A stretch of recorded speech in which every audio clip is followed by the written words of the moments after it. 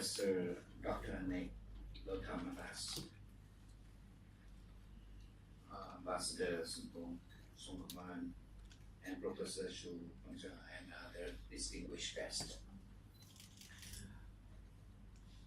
My presentation is, in fact, it's part of the experience sharing of Cambodia development path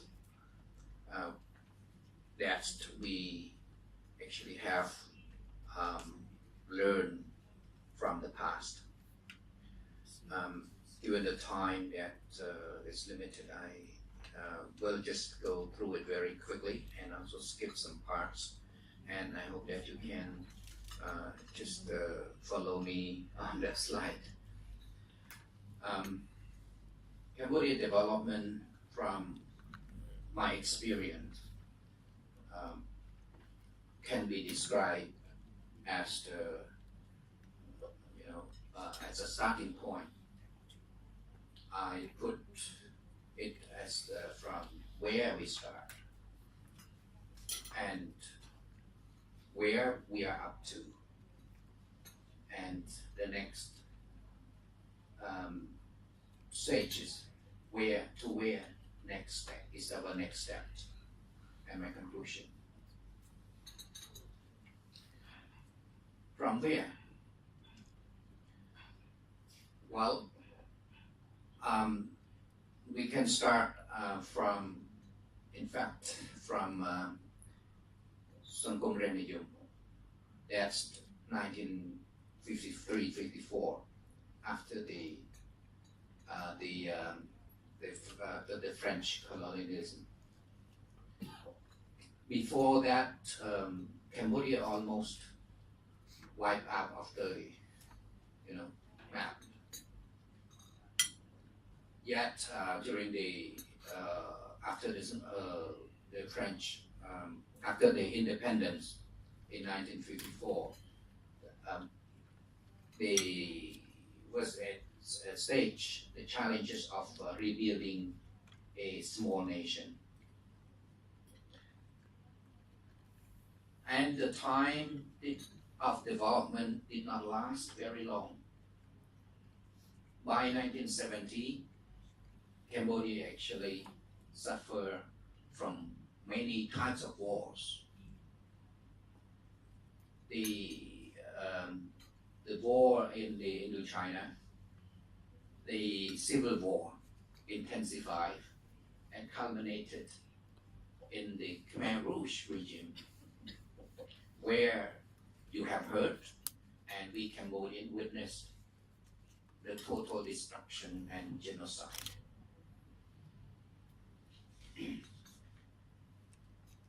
After 1979, when the Khmer Rouge was overthrown, then the task of the new government, and what the government called People's Republic of Cambodia, and later on the state of Cambodia, had to start it from restore the development from scratch, from empty-handed, because during the Khmer Rouge and after the Khmer Rouge, almost everything, human resources, infrastructure, economy, education, all the sector were in ruin. And the development start from scratch. And during that time, the development also faced the uphill task, because the political and economic sanctions from the West. And we could imagine how difficult and challenging the people of Cambodia had to develop the country during that time. By 1973, Cambodia was back on the track to start development. That's what we call the Second Kingdom. And so we can compare what were the challenges and what the legacy that both stimulated development as well as hinder development. So we can divide it into like one is the prior to the Second Kingdom and also the Second Kingdom. The Cambodian political system was then before the Second Kingdom mostly autocracy and the patronage, while after 1993, the democracy was born and managed and organized by the general election supported by the United Nations. And it was the constitutional monarchy. And human rights and individual rights were promoted and encouraged. For the economic system, it was a feudalism before. It was a feudalism before 19 well, in the old day before 1970, and during the People Republic Cambodia in the 80s, it was a planned economy and mostly very agrarian society. In the Second Kingdom, Cambodia embarked on the market economy, which means capitalism was the norm of that day, and private ownership was recognized even in the late 80s, and also the economy started to grow and diversify. For the social condition, it was very tough at the time. The majority of people are farmers and peasants, and for the basic education services, very much focused on only basic education, not skill based, and also in the Second Kingdom, this social condition improved. The number of farmers decreases, and there increased the middle class, and also the expansions of basic education, but with low quality and limited social services. So from where here the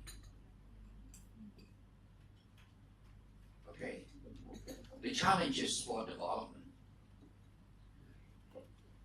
The human resources were very low, as you could see during the past decades before 1973.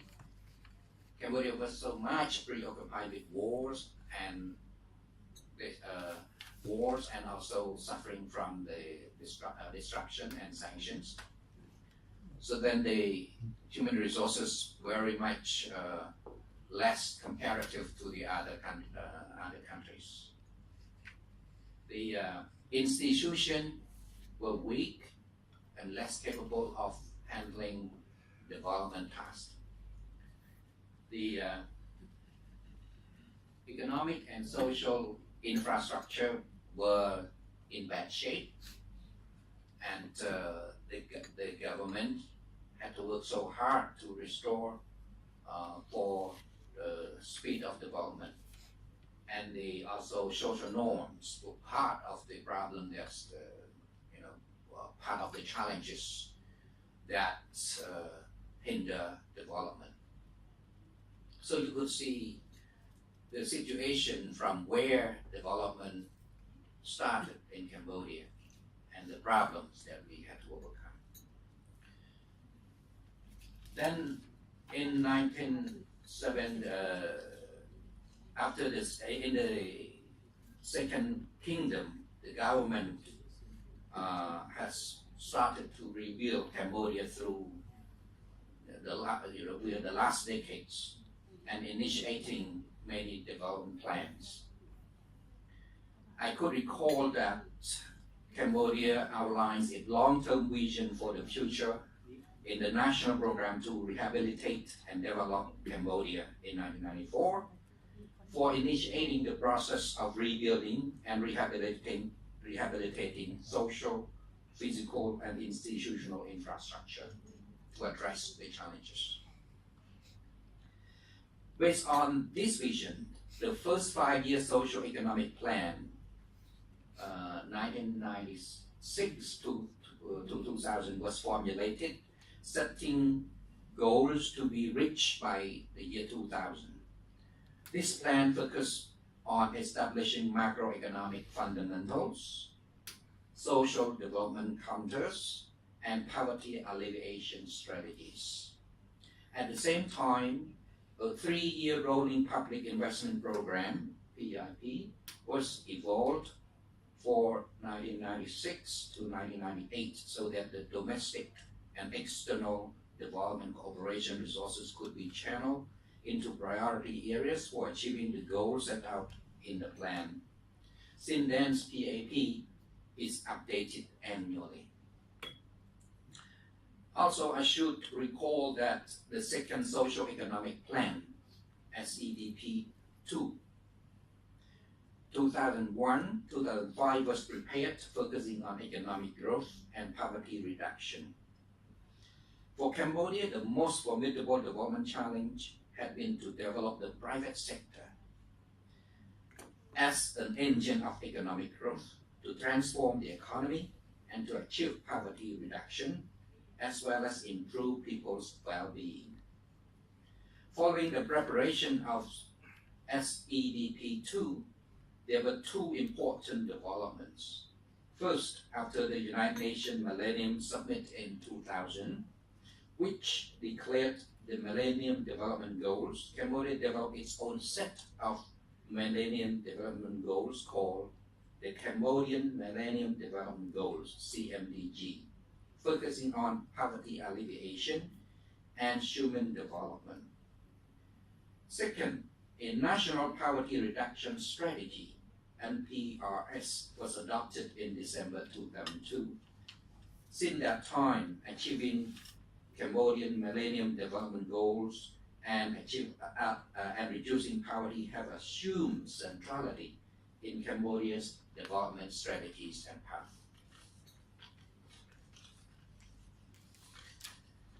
Also, the third 5-year development plan for 2006-2010 was formulated as an overarching national policy document for pursuing priority goals, targets, and action for the next 5 years. The new plan was renamed National Strategic Development Plan, and SDP, 2006-2010. And during the third legislative of government Cambodia attempted to create a favorable environment and necessary conditions, enabling Cambodia to step forward on the road for further reforms and progress. The government then adhered to the principle of national solidarity to rally its citizens from all walks of life under the motto, Nation, Religion, King, to build the nation and ensure national independence, integrity, sovereignty, peace, and democracy and progress.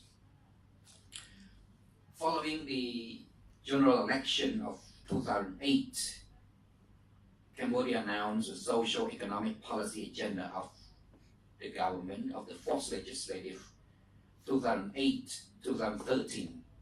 With it, another plan was drawn up to replace the NSDP 2006-2010 to synchronize the planning process with the political mandate. The new plan was named NSDP Update 2009-2013 and was the implementation tool for the priority policy during the fourth legislative of the government. An SDP update, again, 2019, 2013 was launched at the time of the international financial crisis and the economic recessions in an advanced economy starting in 2008 to 2009, resulting in a declining demand for Cambodia exports on one hand and increased macroeconomic and financial risk on the other. This external development presented unexpected challenges for the Cambodia, for which Cambodia took systematic and sequent measures to mitigate the negative impact of international financial capitalism and global economic recessions. The planning methodology in SDP 2009-2013 was so defined as to prepare the country for shocks and yet progress on the path to development. And yet again, the government of Cambodia evolved what we call rectangular strategies, which has been the hallmark of development since about 2004. The SDP 2016-2010 carried over the agenda laid out in the first rectangular strategies, and the NSP update 2009-2013 on the rectangular strategy phase 2. This NSDP 2000, the next plan to the NSDP 2014-2018 carries forward the agenda laid out in the rectangular phase 3, rectangular strategy phase 3, which was unfolded since September 13. Rectangular provides a development framework which actually implemented in the following 5 years. It is a dynamic document that lays out the political commitment to socio-economic process in the coming 5 years. It also has undergone 3 changes in the last decade to keep up with the time, and rectangular strategy phase 3 up to 2018 has been implemented, and now Cambodia preparing a rectangular strategy phase 4, another 4 or 5 years. Throughout this implementation of the development plan, where we are up to, I would like to show some statistics and figures. Here, the economic development growth, but need a speedy and effective structural reforms, as you could see. The growth, and you could see the average growth is 7.9 from starting from up to 1970, 1977. 1977 up to now.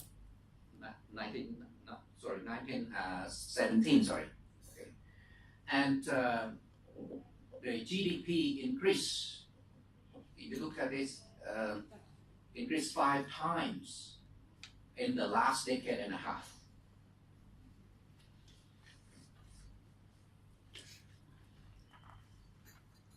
And you look at the Cambodia economy. Now Cambodia is transforming from agricultural based to industry based. The color is the green is the agriculture, and the pink, kind of pink. There's the industry and other. So you can see there's quite a dramatic transformation of the economy from agricultural, as I showed in the past that in the very much a lot of people working in the past prior to the Second Kingdom working in the farming, and now more people actually working in the industry. And Cambodia achieved the status of lower middle income countries in 2015, with the GNI per capita $1,130 in 2015. And the development actually could help promote the stable living of the people. As you can see, the exchange rate is stable with low inflations. With the inflation now, you could see average 3.3.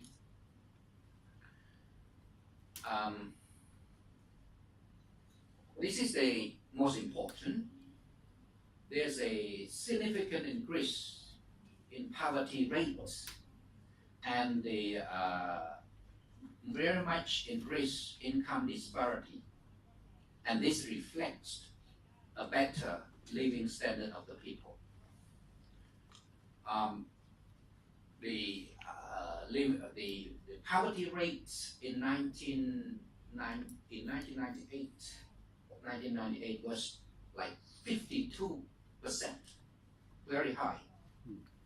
But by now, the poverty rate is 13.2%, which is quite success of development strategies of the Cambodia. Though we could not, achieve the miracle of development like China, living up 700 million people. But Cambodia actually significantly increased the poverty rate from 50% in 20 years, from 50% to 13%.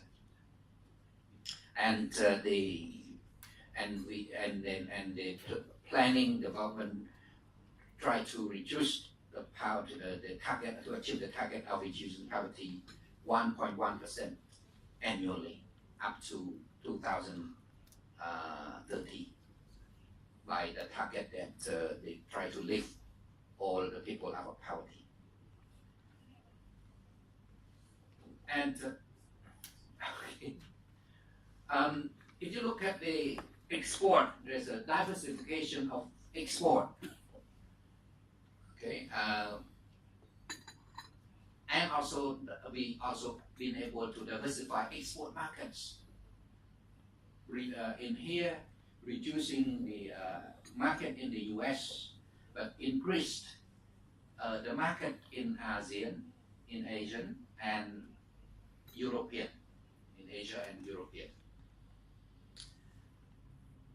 And the private investment increased significantly.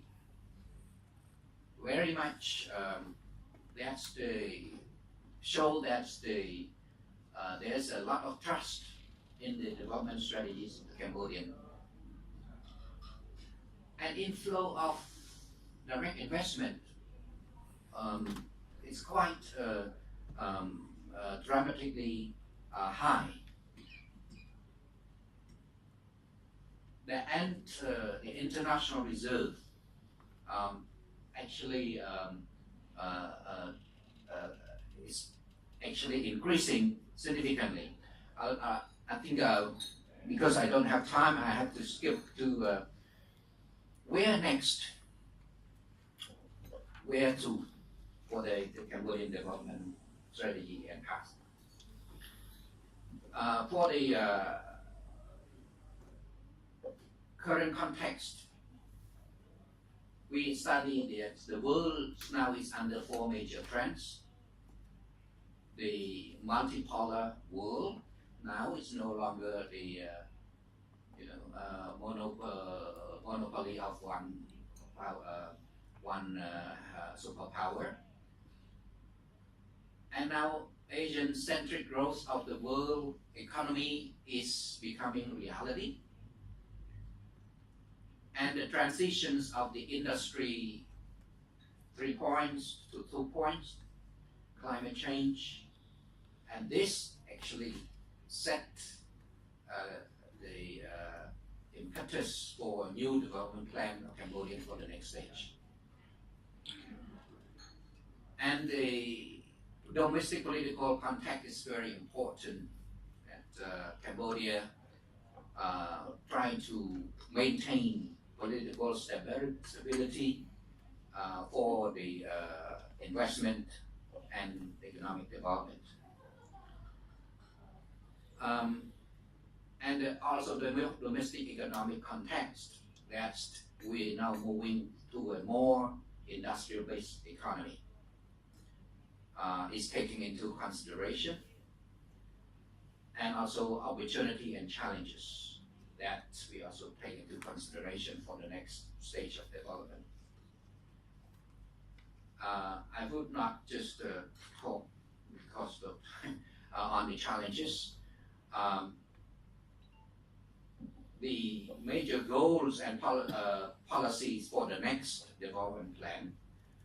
Cambodia still stick to the rectangular strategy, phase 4, next one, and based on the context, labor context, we also develop and formulate industrial policy 2015 and 25, and also formulating the vision for the target in 2020 50.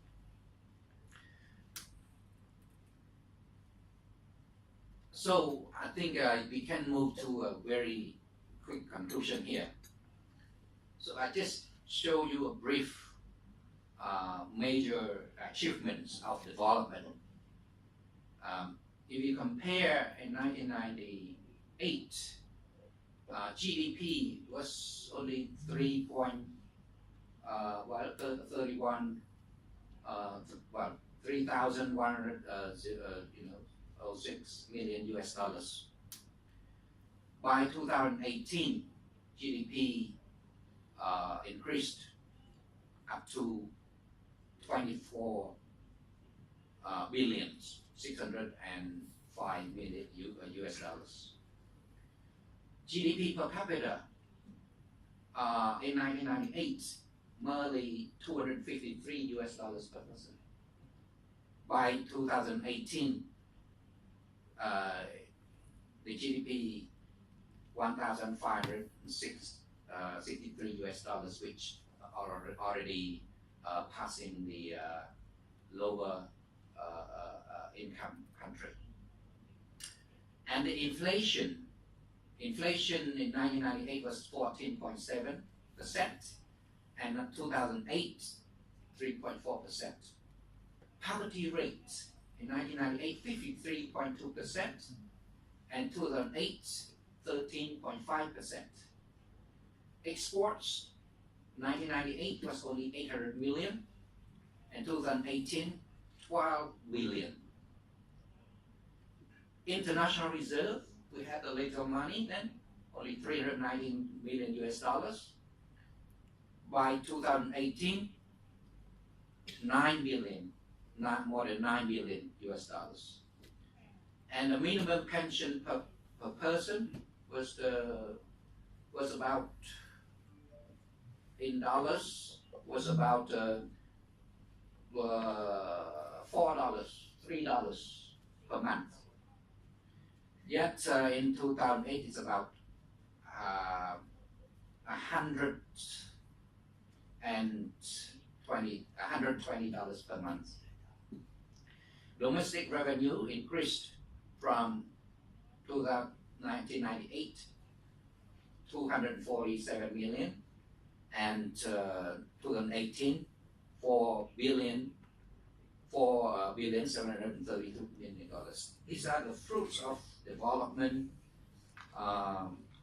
from 1998 to 2008, as you can see. So what could be concluded? A nation has risen with territorial unity, unified governance, after suffering a near total wipeout and total destruction in the past. And now Cambodia could undertake a nation building with its identity and its development choice. The overall development fruits have been very positive, though with some shortcomings and remaining challenges and legacy of the transition from one system to another system, as you could see I presented in the previous slide. So then Cambodia looking forward to a better and better and brighter future with development that integrated in the regional and global economy. Thank you.